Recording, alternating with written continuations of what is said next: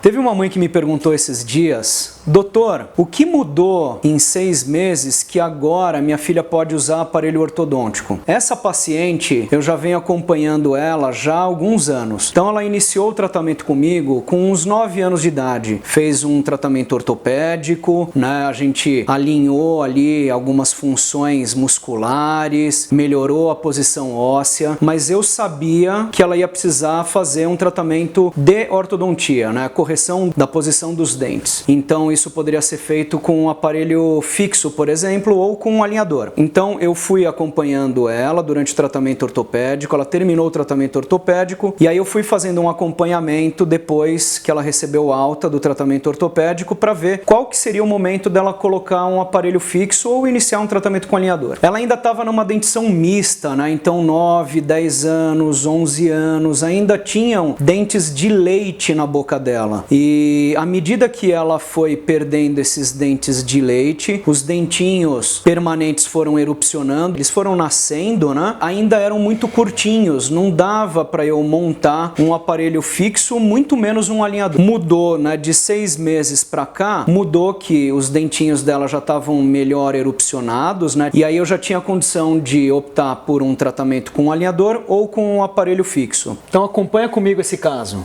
Então essa paciente ela chegou em 2019 com alguns probleminhas e eu tratei com um aparelho móvel. Depois que ela recebeu alta do aparelhinho móvel, eu fui acompanhando o caso, né, esperando a evolução, a erupção, o nascimento dos dentes permanentes, mas aqui eu ainda tinha muitos dentes que ainda não tinham erupcionado, outros parcialmente erupcionados e ainda dentinhos de leite. À medida que foi evoluindo o caso, eu ainda continuei acompanhando. Aqui a paciente ela já tinha 11 anos de idade e ela ainda possuía dentes de leite e tinha dente que estava ainda mal erupcionado.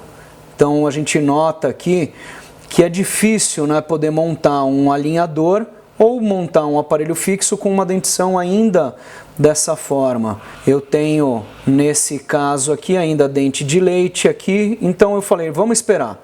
6 meses depois, essa paciente ela chegou nessa condição aqui para mim. Então eu tenho aqui a documentação digital dela, ela já tinha todos os dentes muito bem erupcionados, né? Tinha já um tamanho, uma altura boa, o canino que previamente ele ainda não tinha erupcionado, não tinha, né, rompido a gengiva, ele já tinha então nesse caso rompido a gengiva.